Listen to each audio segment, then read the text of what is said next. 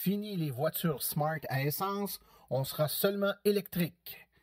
Un outil pour être capable de comparer les voitures électriques et à essence entre elles. Un réseau de bornes de recharge en Ontario qui se déploie plus lentement que prévu. Un entretien avec un tout nouveau propriétaire de la Bolt EV. Les nouvelles dans le monde de l'électromobilité, les événements à venir, tout ça et bien plus encore dans l'épisode numéro 3 de la balado-diffusion Silence, on roule.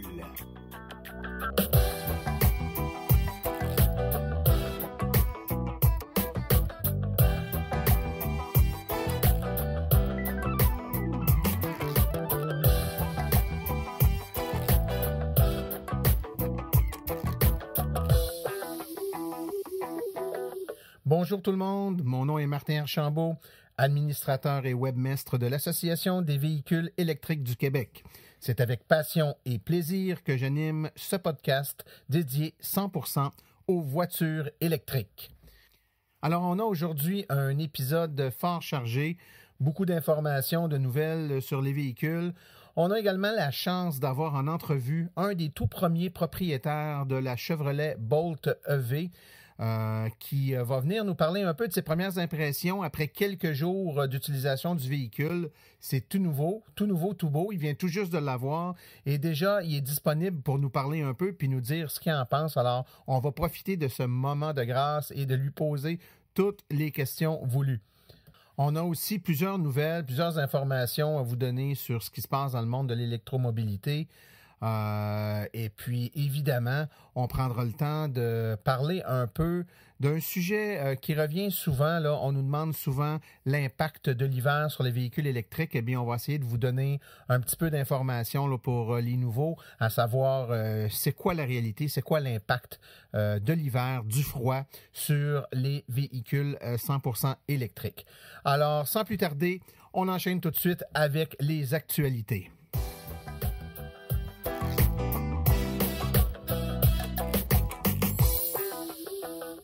Alors, voici le moment où on vous parle des activités et des trucs qui ont retenu notre attention dans le monde de l'électromobilité dans les dernières semaines, les derniers jours.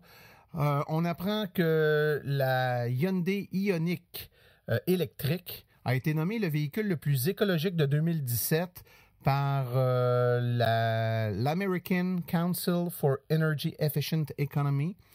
Il dresse à toutes les années, la ACEEE dresse à toutes les années une liste des véhicules les plus verts. Qu'ils soient électriques ou non, remarquez bien que les véhicules électriques et hybrides ont toujours la cote là, pour les véhicules verts, mais ils tiennent compte d'un paquet de paramètres qui peut amener certaines voitures à essence à être considérées plus vertes que certaines voitures tout électriques, ce qui peut paraître surprenant. Quoi qu'il en soit, la Hyundai Ioniq a été nommée là, la véhicule la plus écologique pour 2017 par la ACEEE. L'équipe de l'Institut du véhicule innovant a récemment publié l'édition 2017 de la brochure Branchez-vous, qui présente entre autres une fiche d'information sur chacun des véhicules rechargeables offerts au Québec. Et une nouveauté cette année, la brochure nous propose ce qu'elle appelle les indicateurs Branchez-vous, qui est une nouvelle façon de comparer entre eux les véhicules électriques. En fait, c'est que ça serait le premier indicateur là, du point de vue prix, kilométrage, etc., qui nous permet d'avoir une idée, de comparer entre eux des véhicules qui ont des paramètres totalement différents, un peu comme on le fait initialement avec des voitures à essence. Donc, on essaie de trouver des points d'équivalence et puis après ça, on est capable de comparer les véhicules entre eux. Donc, c'est différents facteurs fort intéressants. On nous parle entre autres des économies cumulées que peut apporter un véhicule électrique après un certain nombre de kilomètres parcourus, donc 200 000 kilomètres dans le cas de l'exercice. Puis il y a des calculs là, nécessaires qui sont préalables pour être capable de ramener sur une base de comparaison tous les véhicules. On parle entre autres du surcoût d'acquisition. On sait qu'un véhicule électrique est légèrement plus cher à l'acquisition qu'un véhicule à essence. Par contre, il sera beaucoup moins cher à l'utilisation par la suite. Donc, on fait une comparaison, puis on ramène pour être capable de comparer. Donc, si on veut comparer un véhicule 100% électrique, par exemple, qui va coûter 42 000 $, puis une voiture à essence comparable qui va en coûter 32 308 $, ben, on se dit en termes de surcoût, c'est un comparable qui tient la route. Donc, il y a environ un surcoût d'acquisition de 30 % à l'achat du véhicule électrique au moment où on achète le véhicule. Par contre, après ça, il y a des économies récurrentes qui vont venir compenser ce surcoût-là, voire même le faire disparaître. Puis ça peut devenir, dans bien des cas, ça devient plus économique après ça de rouler électrique. Donc, très intéressant. C'est des indicateurs qui nous permettent de faire des comparaisons un peu plus solides. Je vous incite à lire les descriptifs et les définitions de ces items de comparaison-là et de voir de quelle façon branchez-vous par l'Institut du véhicule innovant compare entre eux les différents véhicules. Une autre nouvelle qui attire notre attention ou qui a attiré notre attention dans les derniers jours, c'est bien entendu les informations selon lesquelles les installations des bornes de recharge rapide en Ontario sont beaucoup moins rapides que ce qui était prévu. On se rappelle que le gouvernement ontarien avait émis un plan de développement hyper agressif pour le développement de bornes de recharge rapide dans la province, mais TV Ontario, nous parle de délais importants sur l'installation et on est loin là, des objectifs qui étaient prévus initialement. Donc, la province a quand même promis là, d'installer un réseau de 20 millions de dollars de bornes rapides à courant continu, prévu pour au plus tard à la fin du mois de mars. Alors donc, on est presque rendu et au moment où on se parle, moins de 10 % des stations sont actuellement installées et prêtes à l'emploi. Seulement 33 des 485 chargeurs prévus sont installés et en fonction. Donc, c'est beaucoup moins que prévu. Et pour les bornes de recharge rapide, là, une analyse démontre que parmi les 33 prévus, seulement 6 des bornes installées sont des chargeurs rapides, donc 6 seulement sur 33. Donc, on est loin là, des 211 qui étaient prévus initialement. Donc, comme dit le proverbe, quand on se regarde, on se désole, mais quand on se compare, on se console. Malgré tout, au moment où on se parle, le déploiement au Québec est beaucoup plus agressif au moment où on se parle.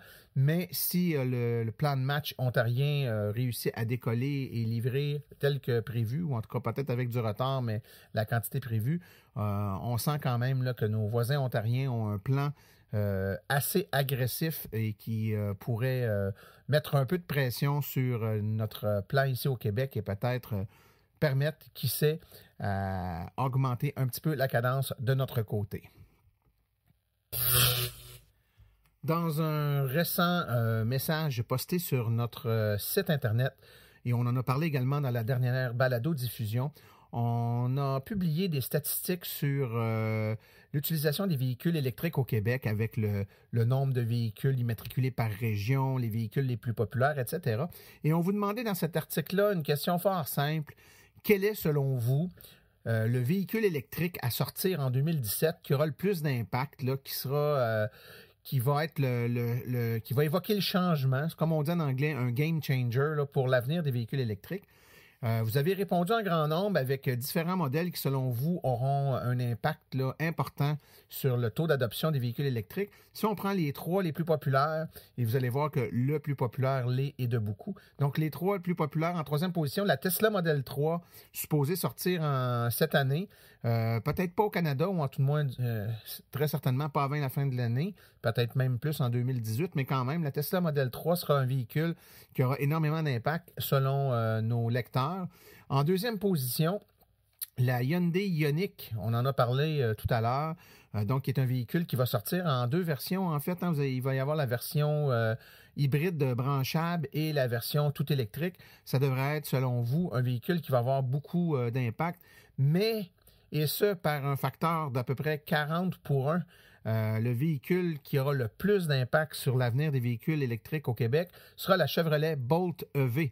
Chevrolet Bolt EV qui est maintenant disponible, là, qui est en vente chez les concessionnaires Chevrolet accrédités. Donc, selon vous, et de beaucoup, c'est le véhicule qui aura le plus d'impact. Je dois dire qu'il y a plein de raisons qui peuvent amener à penser à ça. C'est très certainement le véhicule à haute autonomie, le meilleur marché disponible sur le marché canadien, américain à tout de moins. Donc, voilà, selon vous, c'est le véhicule qui aura le plus d'impact. Une bonne nouvelle qui nous provient des États-Unis. Tesla qui affirme avoir été capable de réduire le coût de ses batteries de 35% grâce à sa nouvelle Gigafactory One, donc sa giga-usine. La société visait au moins une réduction de 30%, puis finalement, selon les chiffres qu'elle a apportés dernièrement, c'est plutôt 35% de réduction des prix. C'est assez exceptionnel. Donc, la batterie reste et demeure la composante la plus coûteuse dans la voiture, mais avec une réduction de cette ampleur-là, on peut facilement penser que ça va accélérer l'implantation de batteries à plus haute capacité dans les véhicules et une baisse également là, du prix de fabrication et de distribution des véhicules. Donc, étant donné que ça demeure la pièce la plus dispendieuse du véhicule et qu'elle coûte 35% moins cher à produire maintenant, il risque d'y avoir un impact majeur. Et ça aussi, ça risque d'être quelque chose qui va nous amener un vent de changement dans les prochaines années à venir. Et maintenant, une toute petite nouvelle pour une toute petite voiture. Daimler annonce qu'elle électrifiera toute la marque Smart aux États-Unis et au Canada. En gros, Daimler va cesser de vendre la voiture Smart à essence en Amérique du Nord plus tard cette année. Donc, elle va transformer la marque de mini-voiture dans une entreprise uniquement de véhicules électriques. Donc, on peut espérer voir la Smart 4 arriver chez les concessionnaires nord-américains plus tard cette année.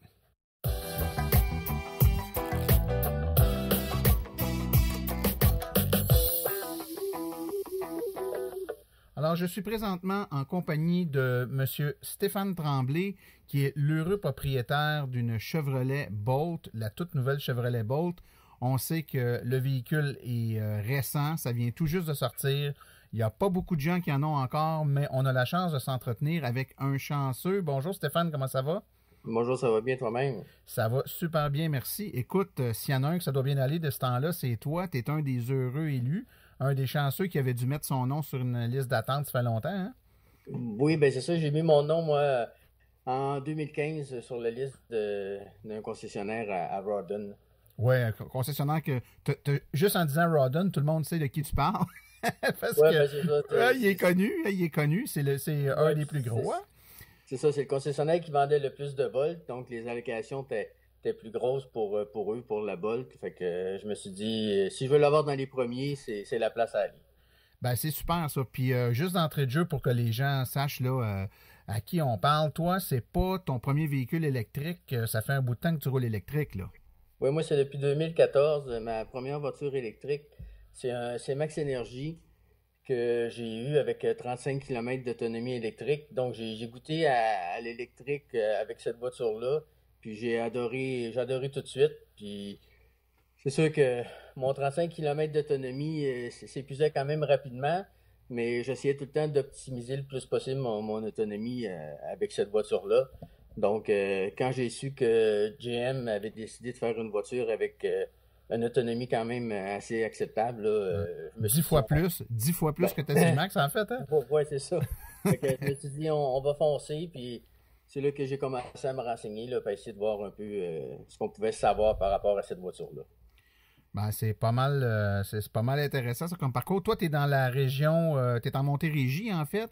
Oui. Et puis, donc, tu t'es mis sur la liste on va le nommer, hein, parce que de toute façon, c'est un de nos partenaires, il n'y a pas de problème à le nommer, qui est Bourgeois Chevrolet à Rawdon. Tu t'es mis sur la liste d'attente, puis sais-tu, tu étais le quelième sur la liste?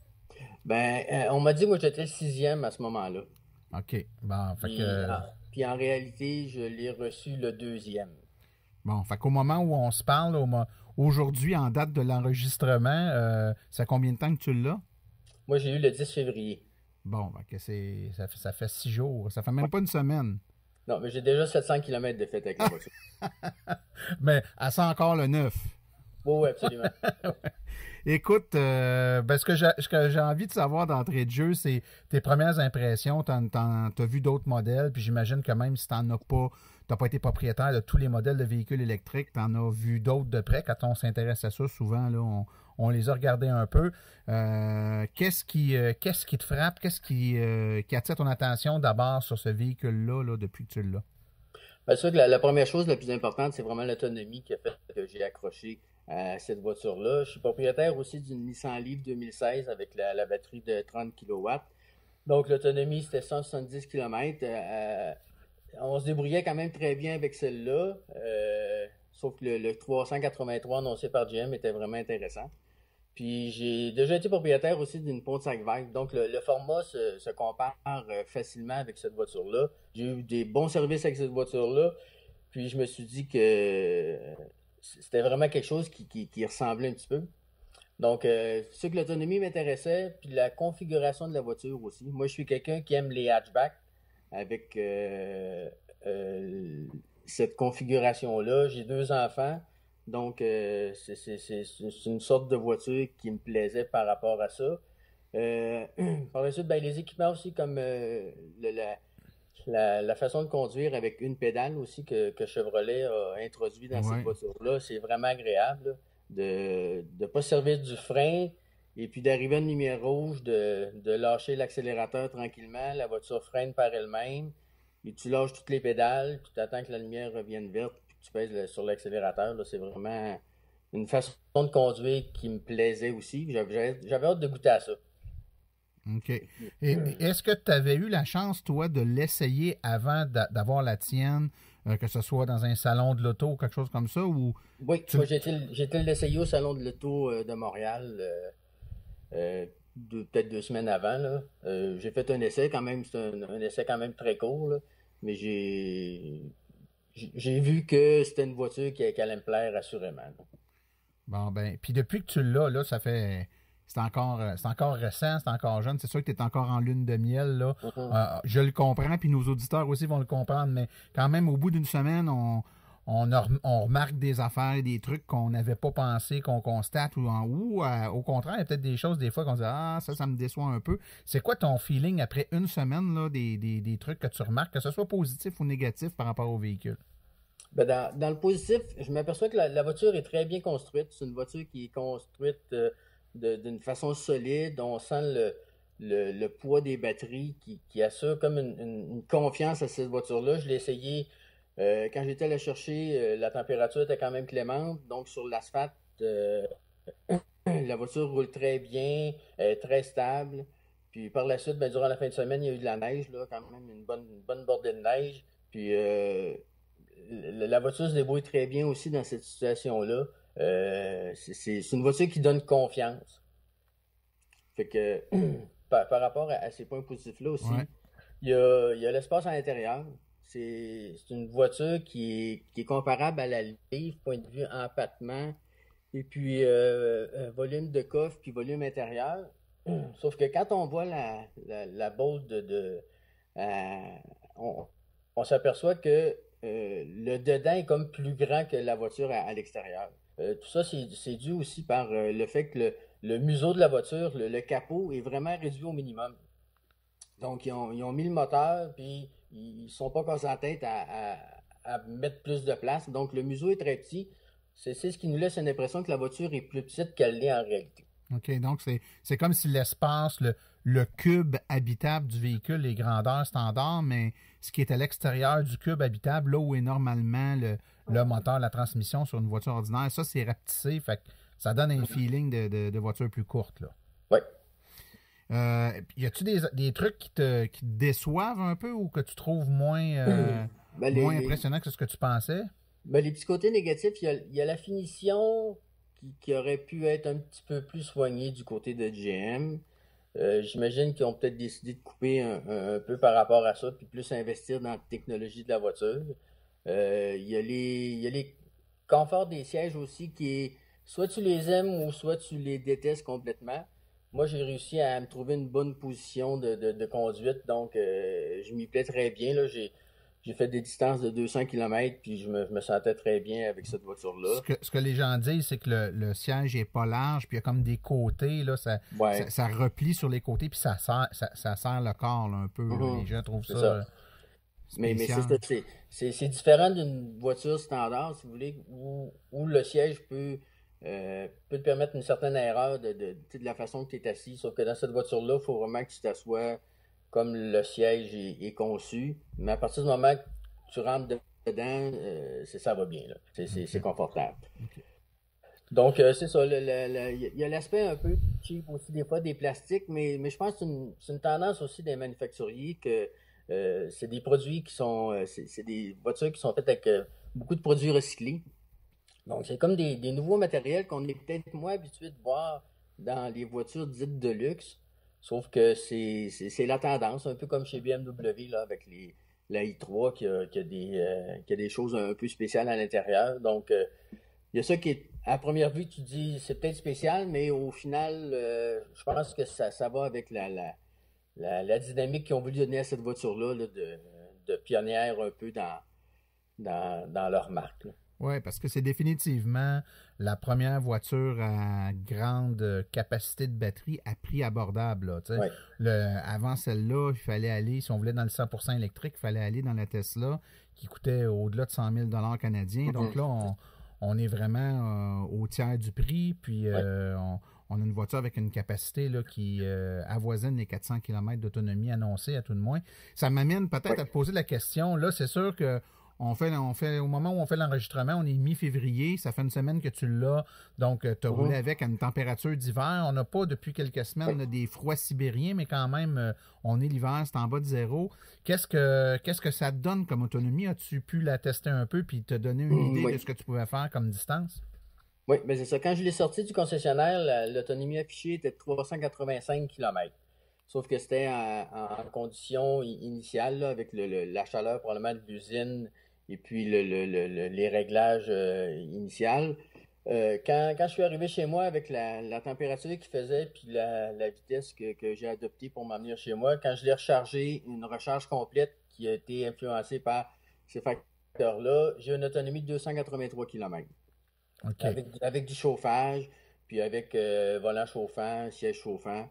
Donc, j'ai pas hésité pour avoir un confort là, acceptable dans mes premiers trajets. Puis, il y a le 283 qui est apparu. Le lendemain, je suis sorti, il y avait une petite bordée de neige. J'ai utilisé un peu plus de chauffage, puis on était 5 à bord, mes deux enfants avec un copain, plus ma conjointe.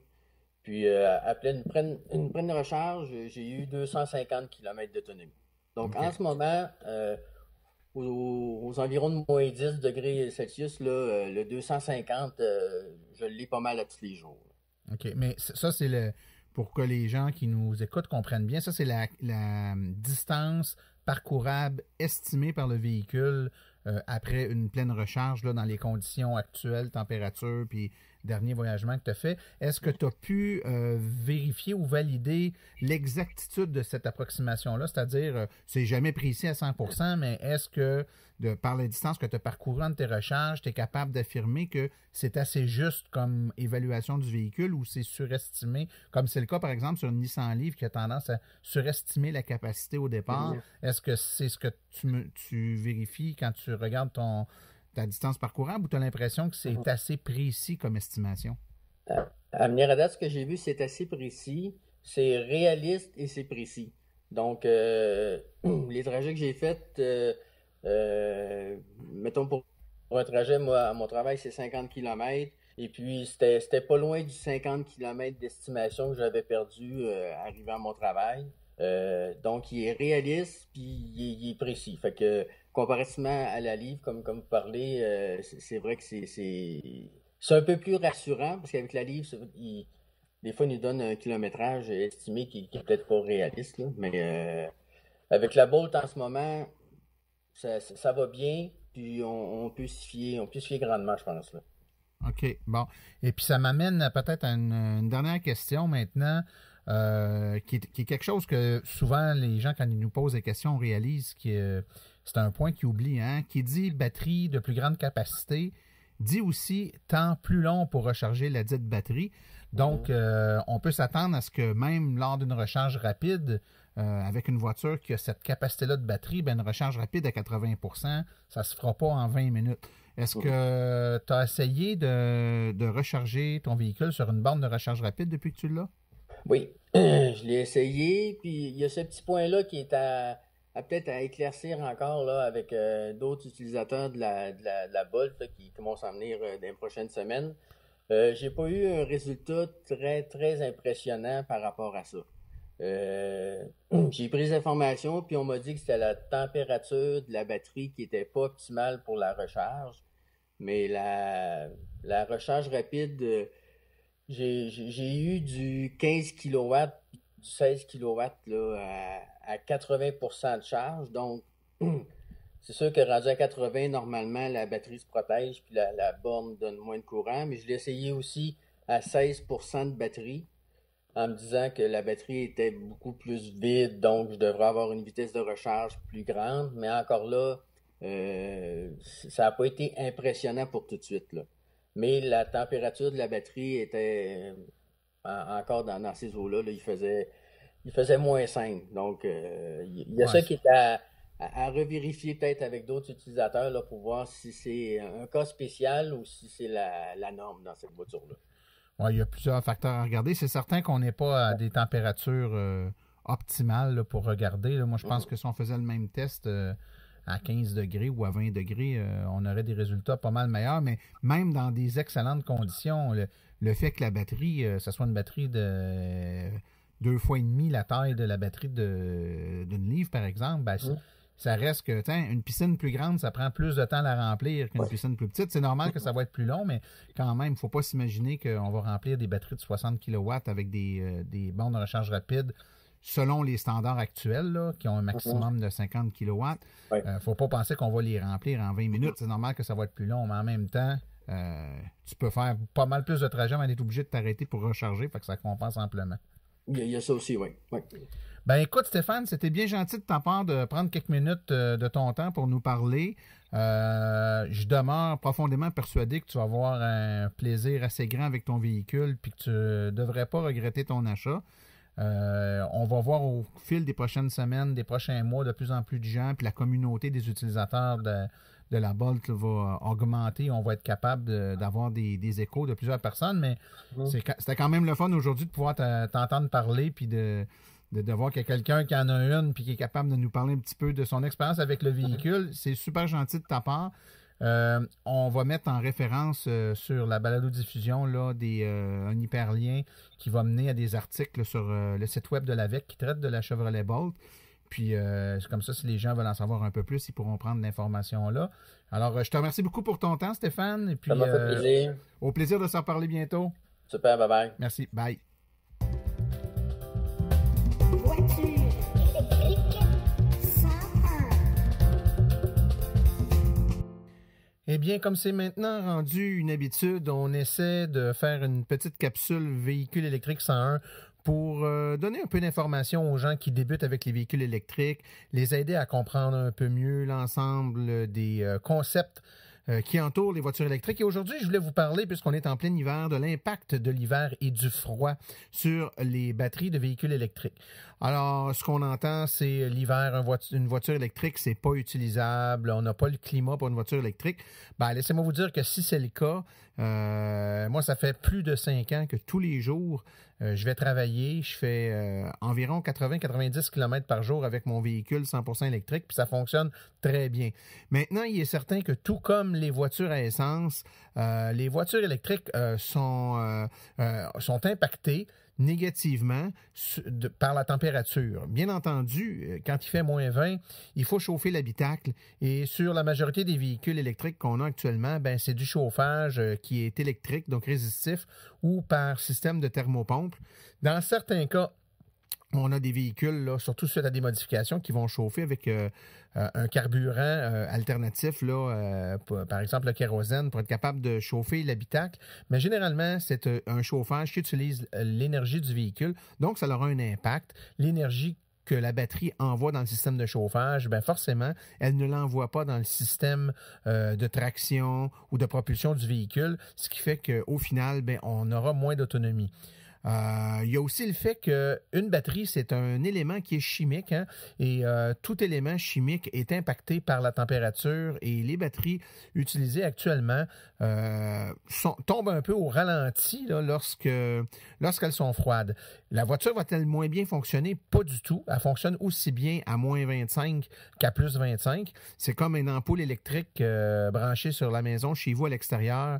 Peu importe la température, quand vous mettez l'interrupteur à on, froide, la lumière s'allume. Elle s'allume pas moins bien quand il fait froid que quand il fait pas froid. Mais étant donné que la batterie est froide, étant donné qu'on chauffe le véhicule, ben, il y a une quantité d'énergie qui est perdue là et qui ne s'en va pas à faire avancer le véhicule. Ça représente quoi comme baisse d'autonomie? Ben, c'est très variable. S'il fait aux alentours de 0, on va perdre peut-être, je sais pas, moins 5%, 10% de l'autonomie du véhicule. Mais s'il fait moins 10, moins 15, moins 20, ben, plus le froid embarque, plus la baisse d'autonomie est grande. Dans certains cas, on va avoir des baisses d'autonomie là, qui vont avoisiner les 40%. Je vous dirais que règle générale, là, 20-25%, c'est à peu près ce qu'on va avoir comme baisse d'autonomie. Le truc, en fait, n'est pas compliqué. C'est que lorsqu'on fait le choix de son véhicule, faut faire attention. Il y a trop de gens qui vont choisir un véhicule avec une autonomie limite par rapport au trajet journalier qu'ils ont à faire. Donc, si pour aller travailler, vous avez besoin de 80 km aller-retour, comme dans mon cas, ben vous êtes à peu près certain que peu importe la température, vous êtes correct. Mais si vous avez 120 km à faire avec un véhicule qui a une autonomie l'été de 150 km, c'est certain que lorsqu'il va faire très froid, ben ça ne sera pas suffisant, puis il va y avoir des journées où vous allez manquer d'énergie, à moins, bien entendu, que vous ayez la chance et l'opportunité de pouvoir vous charger au travail. Évidemment, si occasionnellement, sur votre trajet entre la maison et le boulot, ou entre le boulot et la maison le soir, vous devez vous arrêter pour vous charger à une borne rapide, par exemple, ben, c'est pas le fun, c'est pas commode, mais si ça vous arrive 2 ou 3 fois dans l'année, c'est bien peu cher payé pour ne plus avoir à mettre d'essence dans un véhicule. Par contre, il faut tenir compte de cette contrainte-là, puis on vous recommande fortement de vous renseigner, de poser des questions, consulter le site web de l'AVEC ou encore écrivez-nous pour avoir des gens qualifiés qui vont répondre à vos questions. En fait, quand on fait le bon choix de véhicule, on n'est pas déçu. Quand on fait le mauvais choix de véhicule, ben c'est comme dans le reste, hein? On n'est pas content. Mais le problème, c'est pas l'hiver, c'est pas le véhicule, c'est vraiment d'acheter un véhicule qui est adapté à nos besoins, en tenant compte de la contrainte dont on vient de parler. Qui dit froid dit un peu moins d'autonomie, mais lorsqu'on a bien prévu le coup et qu'on a calculé le tout, ben, c'est un désagrément qu'on est capable de contourner assez facilement.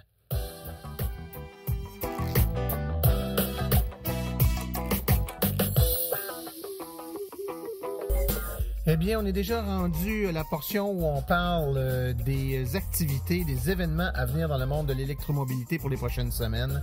Je vous rappelle que les mercredis Montréal Autoprix Division électrique sont toujours en vigueur tous les mercredis soirs jusqu'au mois de mai 2017 au 5600 Métropolitain Est à Saint-Léonard.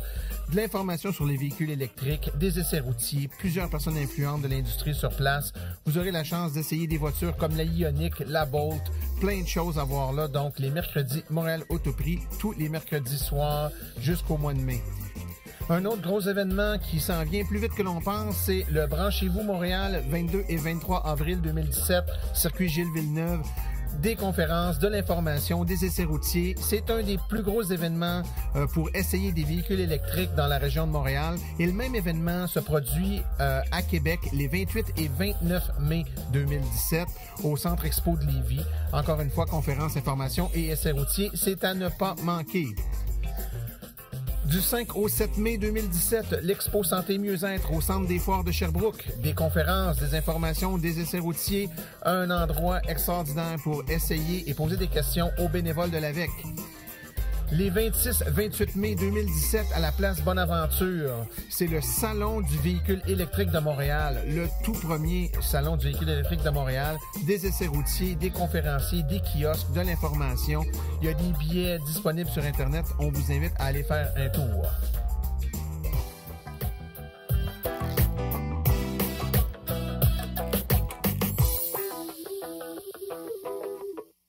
Ceci conclut la présente balado-diffusion. L'AVEC remercie tous les collaborateurs, particulièrement M. Stéphane Tremblay, propriétaire d'une Chevrolet Bolt EV, pour sa participation aujourd'hui.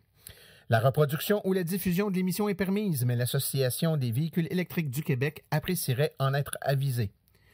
Toutes questions concernant l'émission peuvent être envoyées à l'adresse martin@aveq.ca. Pour toute question générale regardant l'électromobilité ou l'association, veuillez écrire à info@aveq.ca. Pour vous renseigner et avoir accès à toute la documentation de l'AVEC, visitez le www.aveq.ca. Je vous rappelle que sur notre site web, afin de vous faciliter la tâche, vous avez accès aux archives de nos balados, ainsi qu'à des hyperliens vers les sites web mentionnés aujourd'hui, le tout directement sur notre site web au www.aveq.ca/silence. Mon nom est Martin Archambault, et d'ici la prochaine balado, j'espère que vous attraperez la piqûre et direz vous aussi, silence, on roule.